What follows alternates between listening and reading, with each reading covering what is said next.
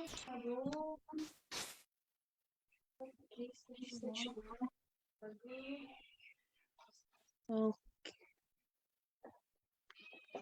tayo po ay magpapatuloy sa ating second service. Muli, binabati ko ang bawat isa ng magandang umaga pa rin at happy Sabbath. Sa pamilya ni Sister Aisa, ang kanyang asawa at ang dalawang anak ay nakita ko si Sister Nani, welcome po. Si Sister Juji, happy Sabbath, welcome. Sister Nori, Mata Family, ang Restitution Ministry. Floris at Brother David from Australia po yata. Brother Raymond and family. The Digit family, Sister Aina, Sister Tricia, and si Brother Efio Ignacio. Happy Sabbath at welcome po sa ating Zoom meeting ngayon at pati na rin po sa live in Facebook. Akin pong wini-welcome ang bawat isa at patuloy ang papuri sa Panginoon ang nais po nating ihatid sa Kanya. At lalo't higit na mayroon pa po tayong karapatan at pagkakataon at panahon na tayo ay magkita-kita sa ganitong paraan ng teknolohiya, sa Zoom at sa Facebook. Darating ang panahon na ito ay hindi na natin ma-enjoy. So habang may panahon ay atin po itong i-grab ang opportunity. So bago po aking isa-isahin ang mga may bahagi sa ating ikalawang serbisyo ngayong oras na ito, ay nais ko pong magbasa ng maikli sa early writings, Faithfulness in Social Meeting. So ito po ay nakabase sa Hebrews 10:25, yung wag nating kaligtaan ang kakatipon-tipon. So ito na lang po ay ating mga mukha, hindi lang face-to-face, ay atin pa rin pong susundan ang payo sa atin ng ating propetesa. Sabi po dito, the Lord has shown me that great interest should be taken by Sabbath keepers to keep up their meetings and make them interesting. There is a great necessity of more interest and energy being manifested in this direction. Sabi dito, a book of remembrance is written of those who do not forsake the assembling of themselves together, but speak often one to another. So, ito po ang ating ginagawa ngayon ay nakatala sa aklat ng remembrance. So, aklat ng pag-alala. Sabi dito, some expect to overcome alone by the blood of the Lamb without making any special effort in their own. I saw that God has been merciful in giving us the power of speech.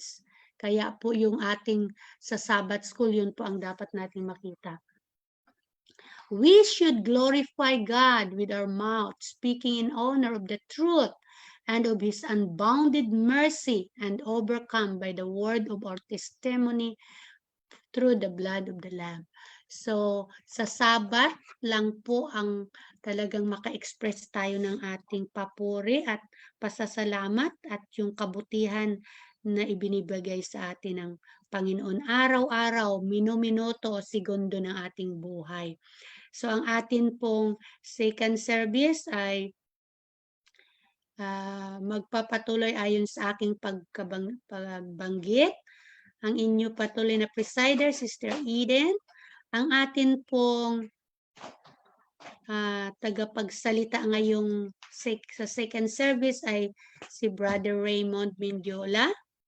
At ang magbibigay ng offertory prayer at opening prayer ay si Brother Warley Fabiala. Ang ibibigay na message in song ay mula po kay Sister Perlin Mendiola, ang may bahay ng ating speaker. At titingnan natin ang oras kung mayroon pang time, kung mayroon tayong nais itanong ayon sa message or doon sa mensahe at mayroon tayong gustong linawin, ay pwede po natin pagkatapos ng speaker. At kung may additional inputs, pwede po natin, titingnan natin ang oras. At pagkatapos ng speaker ay closing remarks or then closing song, closing prayer ng speaker at announcement by presider. So yan po ang pagkasunod-sunod ng ating program sa ikalawang serbisyo. So, offertory song po at opening prayers. Ibigay ko po ang panahon sa ating technical assistant kay Brother Nico. Salamat po.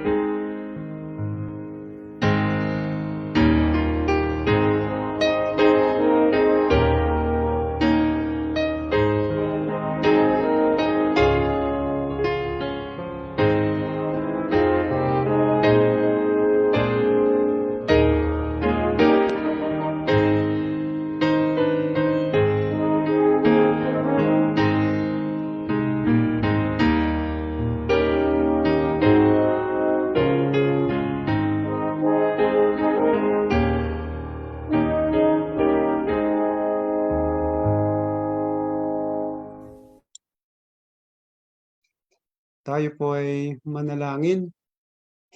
Ama namin na sa mga langit, muli po kaming nagpapailanlang ng papuri at pasasalamat sa mga oras pong ito, sa ikalawang serbisyo namin sa pagsamba sa inyo ngayon.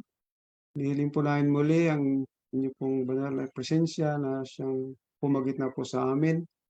At maraming salamat na aming natanggap ang inyo pong mga pagpapala at gawin din ang kalakasan at buhay.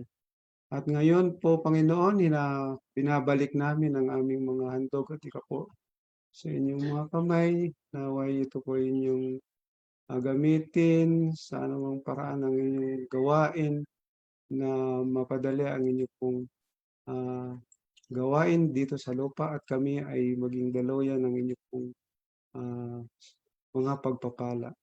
At sana po inyo kaming tulungan na makapanagumpay sa aming mga kahinaan at mga kakulangan. At sana po ay inyong pagpalain ang magdadala ng mensahe ng tinapay ng buhay ngayon sa Brother Raymond upang patuloy kaming makakuha ng mga salita na siyang papalakas sa aming pananampalataya. At gayon din ang mga may bahagi sa mga oras pong ito. At naway niyo pong dinggin ang aming samot dalangin at patawad muli at tanggapin kami sa pangalan po namin Panginoong Hesus na pagligtas. Amen. Amen. Okay. Salamat po sa panalangin at ngayon po ang sanod po natin ang mensahe sa awit na ipahandog sa atin ni Sister Pearlie.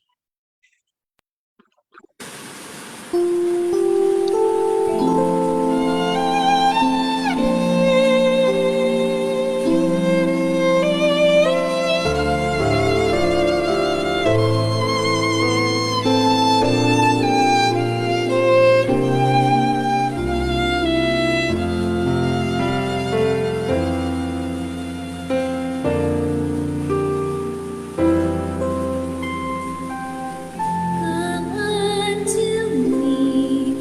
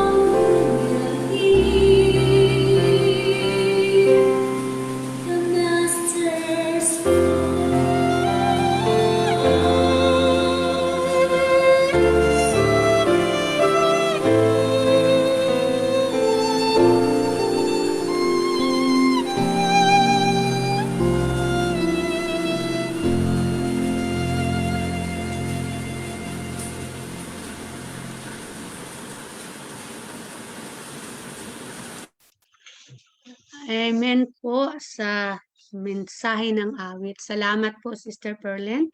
At ngayon po ang oras ay ating ipagkaloob sa kay Brother Raymond para sa message. Magandang tanghali po sa ating lahat at purihin ang Panginoon sa muling pagkakaloob sa atin ng panahon na mag-aral ng kanyang salita. At sa umaga pong ito ay pag-aaralan natin actually ito ay alam naman na natin pero gusto ko pong bigyan ng pansin yung biblical references ng fundamental belief number 2. Bakit ko po ito naisip na i-share sa inyo ngayon? Kasi nung isang araw ay mayroong nagtanong sa akin. Actually yung taong yun ay hindi ko siya kilala.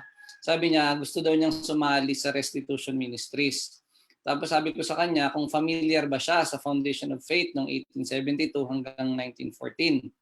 So, and then nagtanong siya ano daw ang problema kung naniniwala siya sa Trinity na ang iisang Diyos ay tatlong persona. So ang sagot ko sa kanya, wala kasi ito sa Bible. So, pag tiningnan mo yung fundamental belief number 2 sa 27 and 28 fundamental belief, ay makakakita ka naman po ng mga biblical references. So by that, akala ng maraming tao dahil may nakasulat na talata ay yun mismong mga talatang yun ang sumusuporta doon sa doktrina na tinuturo ng fundamental belief number 2. So ito po yung ating titingnan. So kaya nga ang title natin is fundamental belief number 2, the Trinity, examining the biblical references. Sa E.G. White CD-ROM po o dun sa app na madadownload nyo sa cellphone at sa Mac at sa iOS ay pag tiningnan nyo po yung Fundamental Beliefs 1981, ano po, makikita nyo yung number 2 doon na ang sabi doon regarding the Trinity doctrine. Nakasulat po doon na there is one God, Father, Son, and Holy Spirit, a unity of three co-eternal persons. God is immortal, all-powerful, all-knowing, above all and ever-present. He is infinite and beyond human comprehension, yet known through His self-revelation. He is forever worthy of worship, adoration, and service by the whole creation. So dito pa lang po magkakaroon na kayo ng parang question sa kaisipan. So, because if the Father, Son, and Holy Spirit are three co-eternal persons, the pronoun that was used in referring to the three of them, is he. So, hindi ba kayo magtataka kung bakit he pero three? So, ito po yung titingnan natin. So, ito po yung mga talata na kanilang ginamit. Ano? Sa fundamental beliefs dun sa CD-ROM ay meron pong 7. Ano? Deuteronomy 6:4, Matthew 28:19, 2 Corinthians 13:14, Ephesians 4:6, 1 Peter 1:2, 1 Timothy 1:17, and Revelation 14:7. So ito po yun. Pag in-screenshot ko siya doon sa ating installed na program. Ano? So yan po yung Trinity na declaration nila. And then ito yung mga biblical references. So hindi na natin itatackle yung history kung ano pa man. Basta ang titingnan po natin kung itong mga talata ba na inilagay nila dun sa fundamental beliefs number 2 in support to the Trinity doctrine ay tumutugma doon sa kanilang statement na yung one God is composed of Father, Son, and Holy Spirit, or the one God is a unity of three co-eternal persons. Ito po yung ating pagtutuunan muna ng pansin sa oras na ito. So itong mga talata bang ito ay yun ang sinasabi. Kasi po, di po ba, normally bago ka magbigay ng isang conclusion, we have to make sure na meron tayong basis. So ayon sa kanila, ito daw yung basis kung bakit yan yung kanilang naging conclusion. Ngayon, dito po sa North American Division ng Adventist, Adventist.org, tiningnan ko po yung kanilang statement ay kung ano po yung nakasulat dun sa CD-ROM o dun sa app, sa program, ay same lang po, yung 7 verses. Pero dun sa official Adventist website na Adventist.org ay hindi na lang po 7. Ito po ay naging siyam at idinagdag pa nila yung John 3:16. Ano? 2 Corinthians 1:21 and 22, hindi ko pala nadagdag yung lahat na yan. Pero yung mga nadagdag dyan ay susubukan nating sisikapin natin pala na ma-discuss din. No? Now,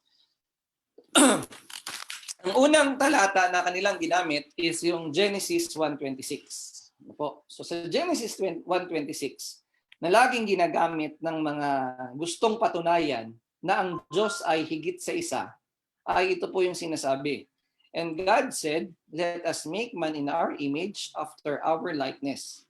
And let them have dominion over the fish of the sea and over the fowl of the air and over the cattle and over all the earth and over every creeping thing that creepeth upon the earth. So ano po yung point nila dito? So God said, let us. So therefore, God is not just alone. God must be more than one. So, napag-aralan natin dati yung kanilang argument na, ano yun? Yung God na Elohim and then yung Echad. So, titingnan lang naman natin. Nasagot din dati, pero dito gusto ko lang linawin natin na pag ginamit yung Genesis 1:26, Trinitarians will immediately think that God is more than one kasi nga daw po, let us make man. So, hindi po ito mahirap sagutin kasi kung kayo po ay may spirit of prophecy, ay napakalino naman po kung ano ang sagot dito. Ito po yung matatagpuan sa Early Writings 1:45. Sabi po dyan, but when God said to His Son, let us make man in our image, Satan was jealous of Jesus. So napakalino po. When God said, let us make man, it was God, isa, na God, na may kausap siya, at ang kausap niya ay ang kanyang anak. Ano po? So dito malinaw na ang may image, ang may likeness, ang may form, ay ang God at ang kanyang anak. So dahil hindi kasali si Satan sa pag-form ng human being, Satan was jealous. So ano po ang sagot doon? Hindi po ibig sabihin na sinabing, let us make man, ibig sabihin, higit sa isa ang nagsasalita. Ibig sabihin lang po, yung isang nagsasalita ay may kausap. At nilinaw po ni Sister White, ang magkausap ay ang Ama at ang Anak. So, yung God po doon is not referring to three co-eternal persons. Ano po? Kaya naka-steady yan dyan sa taas. Sa kanilang definition, yung one God is a unity of three co-eternal persons. Isang proof, yung Genesis 1:26, pero malinaw na hindi pala siya proof. Kasi yung God doon ay hindi tumutukoy sa tatlo, kung hindi doon sa iisang Diyos na nagsasalita, kausap ang kanyang anak. So, yung unang talata ang kanilang ginamit para patunayan ng Trinity ay hindi po nagpapatunay doon sa kanilang sinasabi ng isang Diyos ay tatlong persona. Ano pa? Deuteronomy 6:4. Actually, ito po napag-aralan natin, nadaanan natin dati ito. So, ang pinakasagot po dito ay napakasimple. Basahin nyo lang po yung Mark 12:29-34. Ang sabi po dyan, and Jesus answered him, the first of all the commandments is, Hear, O Israel, the Lord our God is one Lord, and thou shalt love the Lord thy God with all thy heart, with all thy soul, and with all thy mind, and with all thy strength. This is the first commandment. So, Jesus is quoting Deuteronomy 6:4. And he is referring to God as one Lord. And then, and the second is like, namely this, thou shalt love thy neighbor as thyself. There is none other commandment greater than this. At ano yung sagot ng scribe? Ito po yung linawin natin ha. Kasi hindi po tumutukoy na yung one God doon is more than three persons. Kasi nga dito po sa Mark 12 ay malinaw na kung ano ang pagkaunawa ng mga Hudyo. Yung isa po yung scribang kausap ni Kristo ay isang Hudyo. At anong sagot ng Hudyo sa kanya? Well, Master, thou hast said the truth, for there is one God and there is none other but He. So ano po yung kalimitang ginagamit nga ulit? Yung one daw doon is more than one kasi yun ay echad, unity daw yun. But here we are reading a plain statement. Ano po, hindi na natin kailangan ng mahabang pag-aaral ng Greek and Hebrew para maging malinaw kung ano ang paniniwala ng mga Hudyo. Malinaw sa mga Hudyo na ang iisang Diyos ay isa. At ano po yung sabi ng scribe, and to love Him with all the heart, with all the understanding, with all the soul, and with all the strength, and to love his neighbor as himself is more than all whole burnt offerings and sacrifices. At ano po ang nangyari nung sumagot ng ganon yung skriba? And when Jesus saw that he answered discreetly, he said unto him, Thou art not far from the kingdom of God. And no man after that durst ask him any question. So malinaw po na sa isip ng mga Hudyo, ang iisang Diyos ay hindi tatlong persona. Ang iisang Diyos ay isa. Now, if Jesus would like to correct the thinking of the Jew, this is the very proper time para i-introduce niyang Trinity doctrine. He can say na ang paniniwala mo na sa iisang Diyos ay iisa at walang iba maliban sa Kanya ay mali. Sa iisang Diyos, dapat tatlo kami. But Jesus did not say that. Sabi niya, hindi ka na nalalayo sa kaharian ng Diyos. So malinaw na ang pagkaunawa ni Jesus at nung Hudyo tungkol sa Deuteronomy 6 verse 4 ay pareho. Na ang iisang Diyos ay isa, hindi tatlo. Nabasa natin nung nakaraan, God is a being, God is a person. God is not three persons. So yung another proof nila, biblical evidence nila to prove that the one God is a unity of three co-eternal persons ay wala pong sinasabing ganun. So ibig sabihin, they're trying to quote from a Bible verse that's not even saying what they are saying.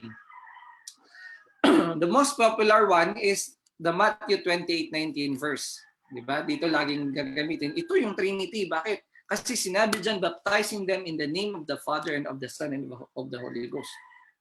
Now, hindi niyo po kailangan maging scholar para masagot ito. Ang napakasimple pong tanong dyan is, sinabi po ba dyan, binanggit man lang ba dyan ang salitang Diyos? Binanggit ba dyan ang iisang Diyos? Sinabi ba dyan kung ano ang relasyon ng Ama, ng Anak at ng Banal na Espiritu? Sinabi ba dyan na yung iisang Diyos ay three co-eternal persons? Now, just by reading the verse, you can never conclude that the three are three co-eternal persons. That they are the one, that the three of them are composing the one God. Because yung one God is not even mentioned in the verse. So, for anyone to claim that Matthew 28:19 is a proof of the Trinity doctrine, which is a unity of three co-eternal persons, this is beyond what the verse is saying.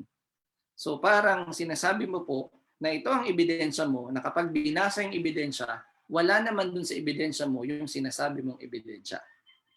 So hindi po ito magpapatunay na ang iisang Diyos ay tatlong persona. Sinabi lang dyan na humayo kayo, turuan ang lahat ng mga bansa, bautismuhan sila sa ngalan ng Ama, ng Anak at ng Banal na Espiritu.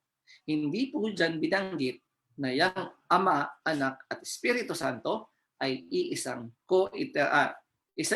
Diyos na co-eternal persons. So again, yung proof na binabanggit nila para sabihin na ito yung Trinity is beyond what the verse itself is saying. Isa pa sa gusto nilang gamitin ay itong ginagamit na 2 Corinthians 13 and 14. The grace of the Lord Jesus Christ and the love of God and the communion of the Holy Ghost be with you all. Now here is a word God. The word God is included here, but the word God here is not in reference to three co-eternal persons. Kasi makikita nyo, iba si Lord Jesus Christ, mayroong love of God and may communion ng Holy Ghost. Eh kung yung tatlong yon nandun na sa God, bakit hiniwa-hiwalay pa? And again, wala pong nakasulat dito na yung God, yung one God, is a unity of three co-eternal persons. Binanggit yung grace of the Lord Jesus Christ, binanggit yung love of God, and binanggit yung communion of the Holy Ghost. Pero wala pong sinabi na itong tatlong ito, ang iisang Diyos, at ang tatlong ito is a unity of three co-eternal persons. So napapansin niyo po ba yung pattern ng ating binabasa? The verses they are using to support the claim of the Trinity doctrine, that is one God, which is a unity of three co-eternal persons, it is not even in the verses that they have cited. Panglima, Ephesians 4:6. I was wondering why they include this verse na napakalinaw po dito sino yung one God. The one God is the Father of all, who is above all and through all and in you all. In this sense, napakalinaw na hindi co-eternal persons yung one God. Yung one God ay napakalinaw dito sa talatang ito na siya yung Ama ng lahat, na higit sa lahat, na nasa lahat, at sumasa inyong lahat. So, I really don't understand how they are trying to push this verse into saying that the one God is a unity of three co-eternal persons. Here we can see the one God. The word one God is explicitly stated. But the one God is explicitly referring to the Father, not to the three co-eternal persons. Hindi po mahirap intindihin kung bukas po ang isip natin. Paano po natin mapapatunayan na yung one God na sinasabi dito ay siya yung higit sa lahat? That the one God is above all. Here in 1 Corinthians 15:27 and 28, mababasa natin dito. For he hath put all things under his feet. So he, referring sa Father, his feet ay referring sa Son. But when he said all things are put under him, it is manifest that he is accepted which did put all things under him. So kapag sinabi daw na inilagay ang lahat ng bagay sa ilalim niya, ay ipinapakita dito na hindi kasali yung naglagay sa ilalim ng lahat ng bagay. Sa 28 sabi dyan, and when all things shall be subdued unto him, then shall all the Son also himself be subject unto him that put all things under him, that God may be all in all. So malinaw po na hanggang sa walang hanggan, kapag nailagay na ng Ama ang lahat sa ilalim ng paanan ng kanyang anak, siya pa rin ay higit kesa sa anak upang ang Diyos ay maging lahat sa lahat. So here we can see that this verse does not really refer to the three persons but rather sa Father lang. Ano po? Dahil ang Ama ang naglagay ng lahat sa ilalim ng kanyang anak. So if you are going to notice, to any open-minded person, not a single verse is giving us a clear path doon sa conclusion that the one God is a unity of three co-eternal persons. And yet Adventists today are tedious, parang sobrang lakas ng hawak nila dito sa doktrinang ito. Ngayon, tinitingnan natin yung mga katibayan na kanilang ipinakita. At nakikita natin na yung katibayan na kanilang pinapakita ay hindi katibayan para sa kanilang kiniklaim. Kaya sabi dito, pansinin sa 1 Peter 1:3, Blessed be the God and Father of our Lord Jesus Christ. So napakarami pa pong talata niyan, the God and Father of our Lord Jesus Christ, the God and Father of our Lord Jesus Christ. So yung iisang Diyos na higit sa lahat, na sinabi ni Kristo, ang aking Ama ay higit sa akin, ay walang iba kung hindi ang Diyos Ama. Hindi po three co-eternal persons. Now, pang-anim na kailang ginagamit, elect according to the foreknowledge of God the Father, through the sanctification of the Spirit, unto obedience and sprinkling of the blood of Jesus Christ, grace unto you and peace be multiplied. Now, isa ito sa mga greetings na ginamit sa New Testament na naisali yung Holy Spirit. Kasi kapag tiningnan niyo po lahat halos ng mga greetings, lagi lang grace be unto and peace from God our Father and from the Lord Jesus Christ. So, pero kung papansinin mo, yung grace unto you and peace be multiplied, hindi po galing sa Ama, Anak at Espiritu. Sinabi lang ni Peter na elect according to the foreknowledge of God the Father, through the sanctification of the Spirit, unto the obedience and sprinkling of the blood of Jesus Christ, grace unto you and peace be multiplied. Hindi po niya binanggit kung kanino yung grace and peace. Ano po? Pero lilinawin ko ulit. Hindi dahil nabanggit dito yung Diyos Ama, yung Espiritu at si Jesucristo ay magiging katibayan ito para sabihin natin na yung iisang Diyos ay tatlong persona. Dahil kung babalikan niyo po ulit yung talata, wala pong sinasabi na ito yung iisang Diyos.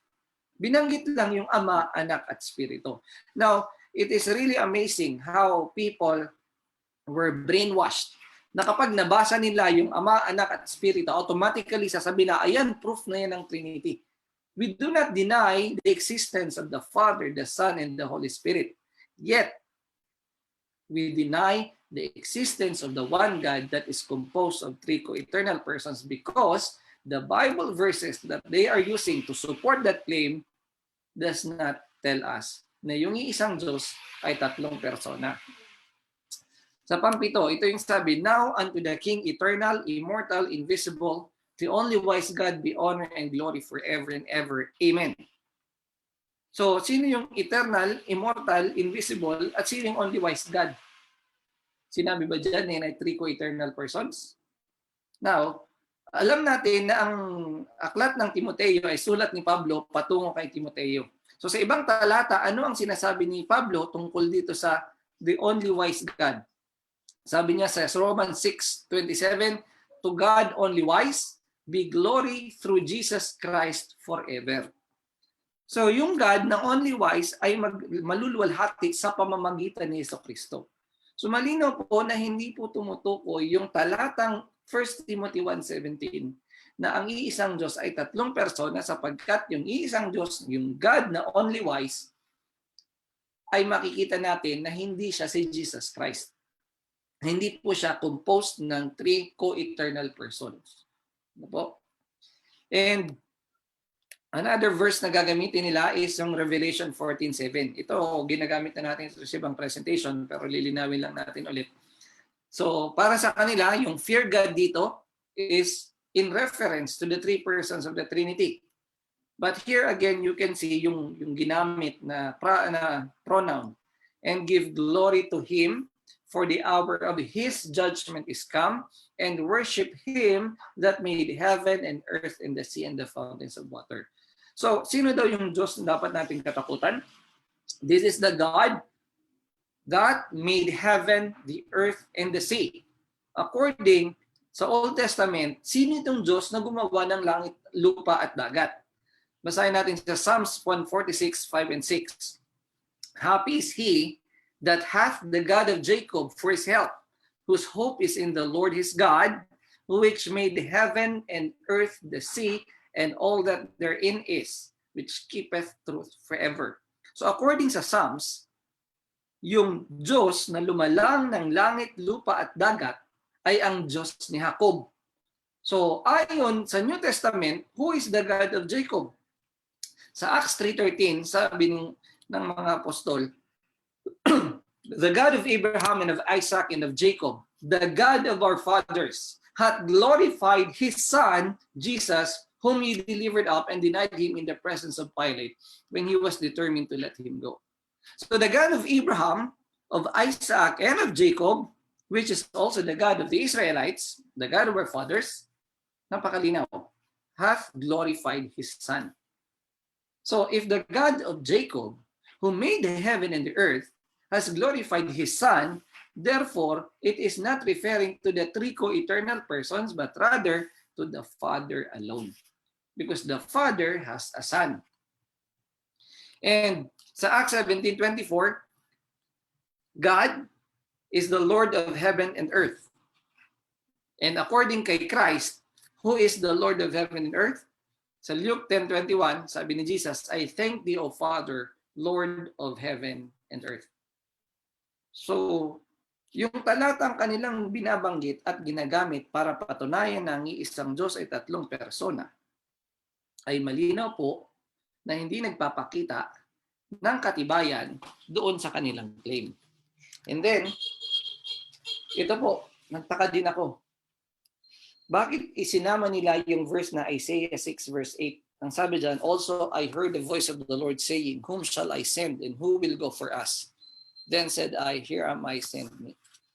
Now, who will go for us? Ilan po ang nagsasalita? Pareho lang po ito doon sa Genesis 1:26. Ano po? Bagaman merong siyang sinabing kasama niya, eh hindi po sinasabi na sila yung iisang Diyos. Ano po, wala pong hint, wala pong clue, wala pong magtuturo na itong talatang ito ay nagsasabi na ito yung isang Diyos na may tatlong persona. Idagdag ko lang po yung John 3:16 na kanilang ginamit. Sa concept po ng Trinity Doctrine, hindi ko na naisama sa slides, ang pagiging anak ng Diyos ayon sa ating mga pag-aralan sa mga nakaraang panahon, sa Adventism ngayon, yung pagiging anak ng Diyos is but a metaphor or role play. So therefore, when you read John 3:16, in the light of the Trinity doctrine, for God so loved the world, yung God doon is the Father, the Son, and the Holy Spirit. Yung the Father, the Son, and Holy Spirit ay nagmahal sa sanlibutan. That He, the Father, the Son, and Holy Spirit, gave His only begotten Son. So who then is the only begotten Son? If the only begotten Son is already part of the God that they are trying to portray. So di po ba magkakaroon ng malaking kalituhan na yung iisang Diyos na tatlong persona ay nagsugo ng kanyang anak, na yung anak na yun ay siya din? So therefore, wala pong real relationship. So when you read John 3:16, you will not be able to comprehend anong klaseng pag-ibig yung ibinigay ng Diyos. Whereas if we believe the truth, that the Father is really the Father nung kanyang ibinigay na anak, and as parents ourselves, we can at least have an idea kung gaano kahirap para sa ama na ibigay niya yung kanyang anak. But in the Trinity doctrine, you cannot find that real relationship. It becomes metaphorical, it becomes role plays. Para sa kanila, ang Diyos na nagmahal sa mundo ay nagpadala ng kanyang co-eternal, co-equal being na tatawagin kanyang anak. And just take note of John 3:16, kung ano ang ipinadala ng Diyos.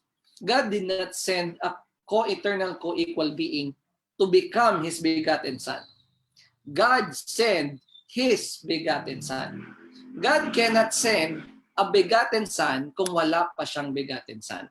Kasi if Christ became the begotten Son only when He was born by Mary, then Jesus would have said, for God so loved the world that He gave His co-eternal, co-equal being to become His begotten Son. No, God gave His only begotten Son because He has an only begotten Son to send. Kung wala pong only begotten Son, God cannot send an only begotten Son na hindi pa nag-i-exist. So, ano po ang statement ng Seventh-day Adventist tungkol dito sa natagpuan nating katotohanan? Na yung mga talatang kanilang ginagamit para patunayan ang Trinity Doctrine ay hindi po pala akma, hindi tugma doon sa kanilang claim. So basahin natin kung ano ang kanilang statement regarding, ito po mga leaders ng Adventist ngayon, tungkol sa doctrine ng Trinity. Sabi ni Fernando Canales sa Handbook of Seventh-day Adventist Theology, the concept of the Trinity, namely the idea that the three are one, is not explicitly stated but only assumed. Linawin po natin. Yung konsepto, yung ideya, yung doktrina ng Trinity Doctrine ng iisa ay tatlo ay hindi daw explicitly stated. Tagalogin natin. Hindi malinaw na sinabi. Pero ito daw ay assume. Ano ang assume? Inaakala. So ang Trinity Doctrine, malinaw po, ayon mismo sa Seventh-day Adventist minister, ay isang assumed doctrine. Hindi po siya explicit, hindi po siya plainly written, hindi mo siya mababasa ng malinaw sa Biblia sapagkat ito'y kanilang inakala. Ano po? The Trinity doctrine is only an assumed doctrine. We are not trying to discredit the Seventh-day Adventist Church. We are but repeating what they have published. Na ito po talaga ang konsepto ng Trinity Doctrine. Hindi po daw talaga siya nasusulat sa Biblia. So, for anyone who will claim that the Trinity Doctrine is biblically written is contradicting the statement of their own theologians. Meron akong mga statement na makukuha sana, hindi ko lang ginagdag, na may mga ganung mga Adventist minister naman na nagsasabi na explicit daw, mababasa daw. Alin nga ng paniniwalaan natin? No? But dito, bakit ito ang kinuha natin? Kasi po, ito po ay official statement galing sa Seventh-day Adventist Encyclopedia. At si Fernando Canale po ay isang ministro ng Biblical Research Institute. Now, ano pa ang sabi ni, hindi ko alam exactly kung sino yung author nito, pero ito ay matatagpuan sa Adventist Review, Volume 158, number 31, page 4. Sabi nila, while no single scriptural passage states formally the doctrine of the Trinity, it is assumed as a fact by Bible writers and mentioned several times. Then, sabi pa niya dito, only by faith can we accept the existence of the Trinity. Linawin po natin. Pinapatunayan po nila na yung mga talatang inilagay sa ilalim ng Trinity Doctrine ay hindi po nagpapatunay na may Trinity Doctrine. Kasi napakalino ng sinabi nila, it's not explicitly stated, walang single scriptural passage na nagsasabi na ang iisang Diyos ay tatlong persona. Ano ang sabi nila? But Bible writers mentioned several times, assumed as a fact. Gusto ko pong maintindihan yung word na assumed. Gusto ko pong maintindihan yung word na fact. Pag ang isang bagay ay assumed, ito po ba ay may katibayan? Ito po ba ay may katotohanan? Hindi po ba wala? Pag ang isang bagay ay fact, pwede pa po bang sabihin ang isang bagay na fact ay assumed? So, gumagamit sila dito ng oxymoron. Tama ba? Hindi ko alam kung tama yung term na yun. But oxymoron, something na term that cannot be used together logically. How can something be assumed and at the same time it is a fact? And how can be something is a fact, yet it's still assumed? Kapag fact na po, hindi na siya assumed. Pag assumed pa lang siya, hindi pa siya fact.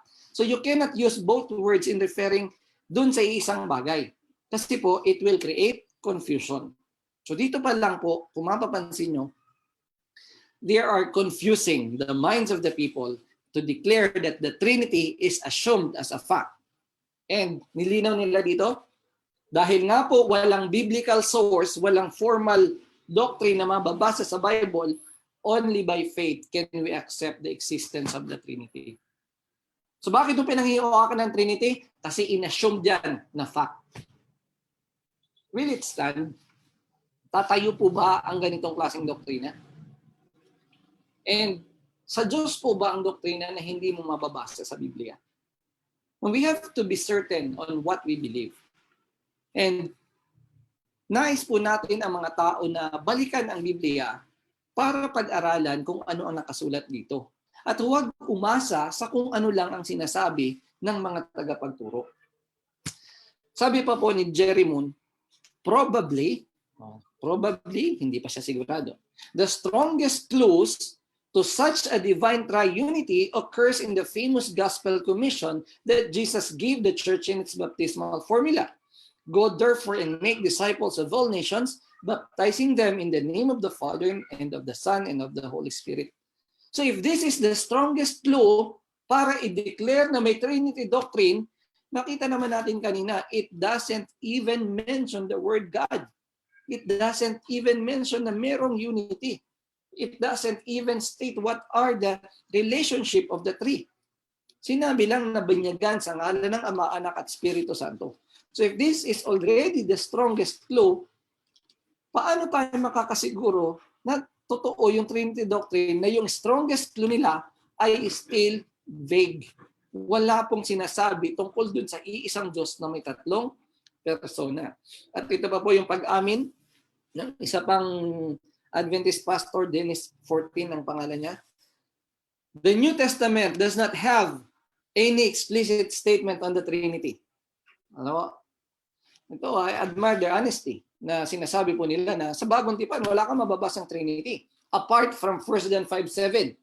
Sabi nila, ang strongest proof naman sa kanya yung 1 John 5:7. Kaya lang, which has been rejected as a medieval addition to the text. Nakakatawa, nakakalungkot. Hindi ko alam kung anong pwedeng maging reaksyon.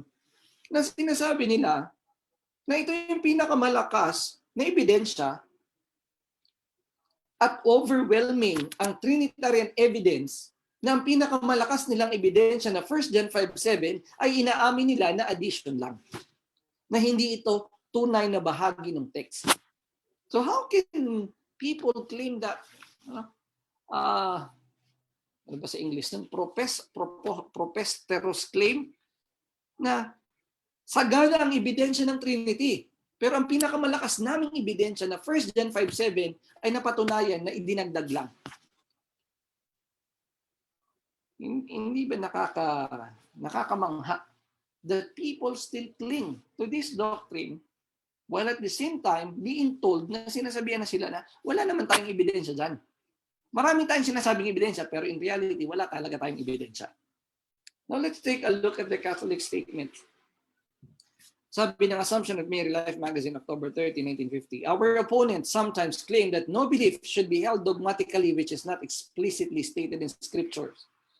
But the Protestant churches have themselves accepted such dogmas as the Trinity, for which there is no such precise authority in the Gospels. So dito po magkasundo pala ang Adventist at Catholic Church.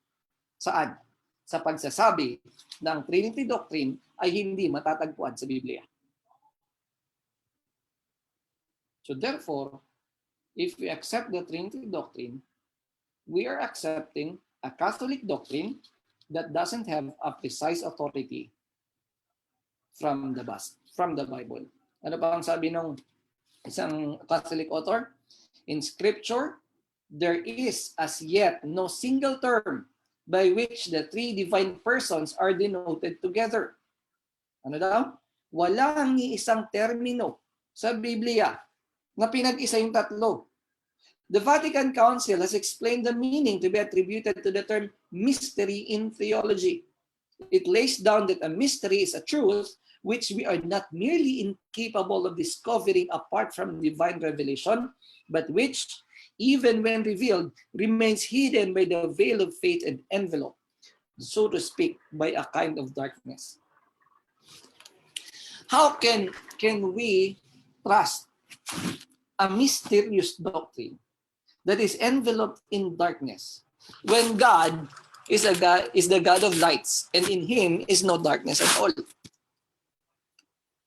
So this is a very explicit clue that the Trinity doctrine is veiled in darkness. Therefore, it cannot be from God. Because in God, there is no shadow. There is no darkness at all. And it's amazing to imagine that people today doesn't even believe. People today believe what is not written. Kahit wala silang ebidensya, ay paniniwalaan nila dahil sinabi ito na ito na ang doktrina ng church. Ano ang sabi sa atin sa Great Controversy, page 595? Dapat ba nating tanggapin ang isang doktrina na only assumed o hindi explicitly stated sa Bible o isang Biblia ay isang doktrina na nababahiran ng darkness?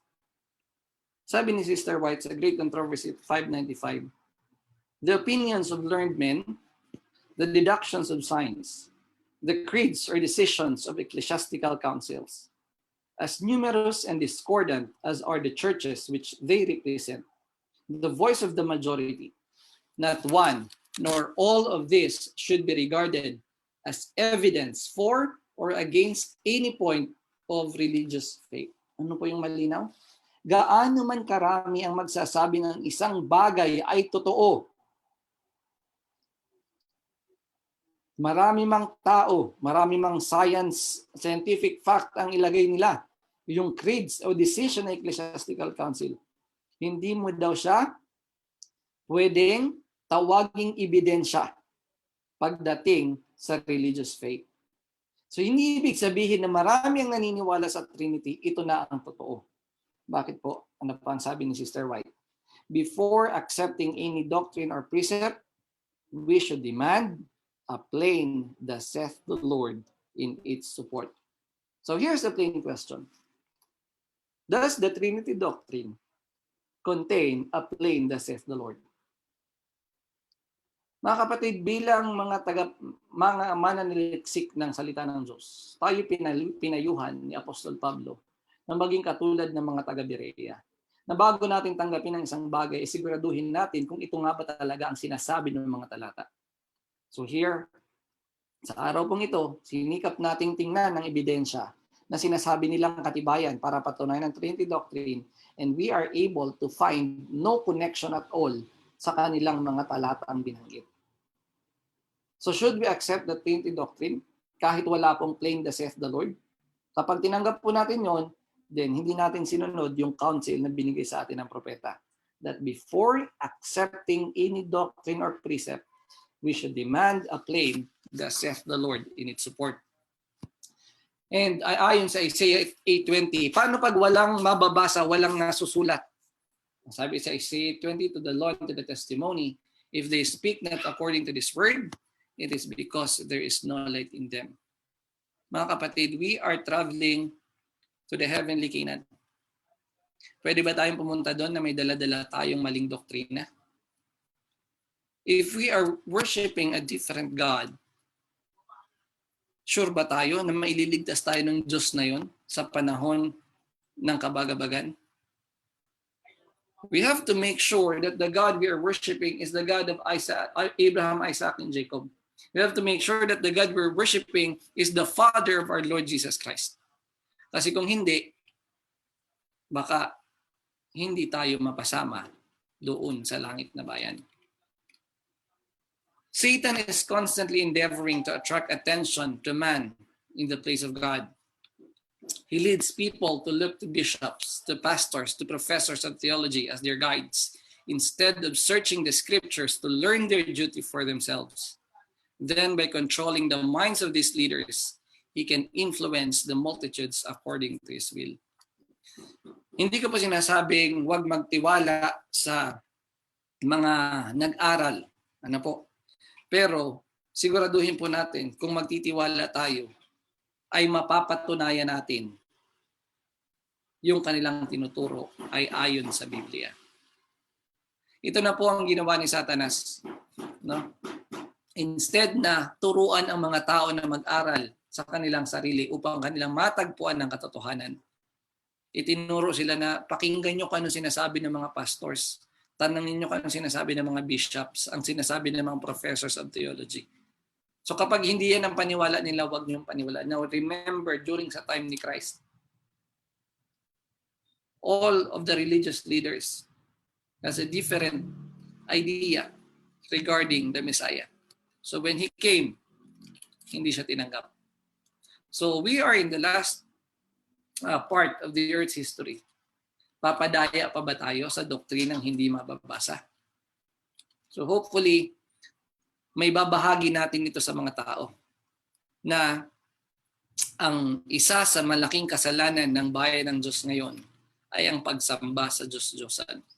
If we are worshiping a God who doesn't have a son, kung siya ay kunyaring ama lang na may kunyaring anak, then the God we are worshiping is not the God of Isaac, is not the God of Jacob. Hindi siya yung Diyos na merong anak. So hopefully, maging malinaw po sa atin ito na hindi na tayo malito na kapag tayo ay may kausap na ibang mga kapatiran, ay masasagot natin sa kanila, especially when it comes to the doctrine of the Trinity, masasabi natin sa kanila na yung doktrina ng Trinity ay malinaw na hindi po matatagpuan sa Biblia. Wala sana sa ating maligaw sa paniniwala, sa turo na hindi matatagpuan sa kasulatan. Pagpalain po tayong lahat at happy Sabbath. Sabi pa dito pala sa huling bahagi, God's word must be recognized as above all human legislation. A thus saith the Lord is not to be set aside for a thus saith the church or a thus saith the state.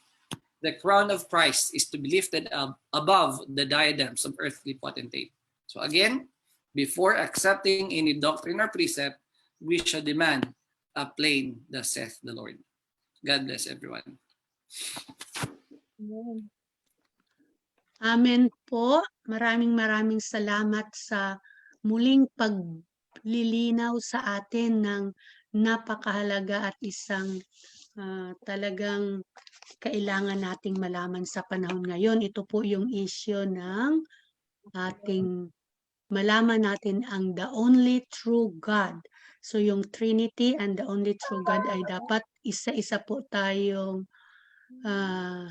mag-aral nito sa ating pong panahon ngayon. Individual po talaga tayong haharap at magkakaroon ng paninindigan sa panahon ngayon ng ating kinikilalang iisang Diyos.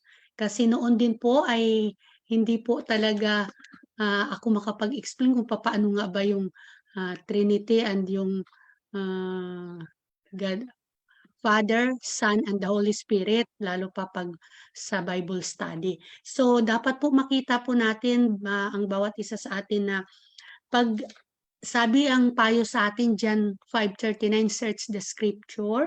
Tapos sa John 8:32, sabi dito, and ye shall know the truth, and the truth shall make you free. So binagit po ni Brother Raymond yung mga Bereans na pag mayroong magbigay ng mensahe, pag alis nila, dapat po ay atin itong pag-aralan. Kaya habang si Brother Raymond po ay nag-share ng kanyang screen, ay sinusulat ko po yung mga text at para mapag-aralan muli kasi po alam natin na pag tayo question sa panahon ngayon bilang Seventh-day Adventist ay makakapagbigay tayo ng ayon sa Biblia at dapat po ay muli nating balikan yung mga text na binigay sa Fundamental Beliefs number 2. Tapos ko po ay sabi po na dito sa 2 Corinthians 3:17, sabi po, where the Spirit of God, there is liberty. So malaya po tayong mag-aral. Hindi yung, ay wag na nating pag-aralan yung Godhead na yan kasi yun po ang nangyayari pag hindi na po mapaliwanag ng ating kapatid, lalong naman Seventh Adventist, ay bakit pa yan, hindi naman yan mahalaga. Pero sabi po ng Panginoon, napakahalaga na mayroon tayong true conception ng ating Diyos na sinasampalatayanan. So maraming salamat po, iyon po ay dapat po tayong maitatag at ma-settled at ma-established at matatakan sa pagkilala natin ng the only true God. Salamat po. Mayroon po bang gustong mag-ask para bago po tayo mag-closing song? Sino pong gustong mag-add? Additional po, ate. Okay, Sister Aiza, pwede po. Gusto ko pong mag-add doon sa sinabi ni Brother Raymond kanina. Tungkol po sa Matthew 19, yung sabi pong, baptize them in the name of the Father and of the Son and of the Holy Ghost. Kung bakit po sinabi ng Panginoon, yung tatlo na yon, kasi baptism po yung involved. Dito ba sabi po ni John the Baptist, I baptize in water, but the one who sent me the one before me will baptize you in spirit and in fire. So, kung titingnan po natin, yung pagbaptize po ng mga disciples after is baptizing them in the name of Jesus. Kasi siya nga po yung fullness. Pero ito pong kung bakit meron po yung in the name of the Spirit, kasi po yung talagang gusto ng Panginoon kung saan tayo mababaptize dapat ay doon sa identity niya, sa mind niya, na yung mind niya maging mind natin, na yung character niya maging character natin. So hindi po talaga siya problema kasi in terms of baptism po na physical sa tubig po, pero yung sa baptism spiritually, yun po kaya po sinabing baptize them in the name of the Father, Son, and the Holy Spirit. Kasi yung tunay na karakter ng ating Panginoon, yun po sana yung mababaptize sa atin. And then isa pa po yun dun po sa 1 John 5:7. Kasi yung mga iba po, sinasabi nyo lang na karugtong yan. Nakasulat na nga. Pero kung titingnan nyo po, yung babasahin po kasi yung the whole context nun, yung wini-witness po talaga nung Father, the Word, and His Spirit is that Jesus is truly the Son of God. So wala din pong problema talaga doon. Hindi rin po papasok sa Trinity talaga. So yun lang po. At maraming salamat po sa napakalinaw na pagpapahayag. Okay, amen po. Salamat, Sister Aisa, sa paglilinaw din sa punto na yan. Okay, mayroon pa po ba? Kung wala na po ay atin na pong ibigay ang closing song sa ating technical assistant na si Brother Nico para sa closing song natin. Salamat sa lahat na nag-participate.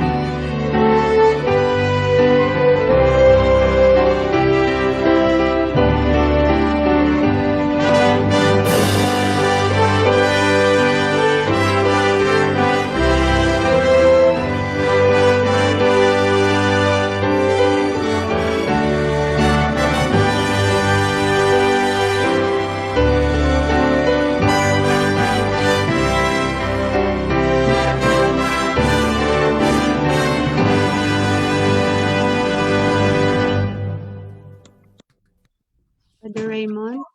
Sige po, tayong lahat ay manalangin.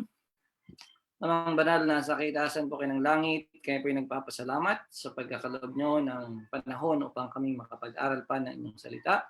Kaya man hindi kami nagkakasama-sama physically, ay gumawa kayo ng paraan upang kami makapag-fellowship sa pamagitan ng technology. Nawa po ang katotohanan ng aming napakinggan ay maitanim sa aming puso't isipan, ang doktrina na aming kailangang mapanindigan ay amin pong maibahagi sa mga taong hindi pa nakakaalam ito. Patuloy nyo kami pagpalain upang kami maging pagpapala sa iba at pakalinisin saan man kami kinasumpungan ng pagkukulang pagkakasala sa pangalan po ni Jesus. Amen. Amen. Maraming salamat po, Brother Raymond, at sa lahat na attend sa ating Zoom at live sa Facebook po. At announcement para po mamayang hapon, 1 p.m. po ang ating Bible class sa mga bata at 3 o'clock sa mga teens. At ang ating pong sundown, pag-close ng Sabat ay 5 o'clock. So ini-invite po ang bawat isa na mag-join sa ating afternoon service. Salamat po lahat at happy Sabat sa lahat-lahat. Happy Sabat po.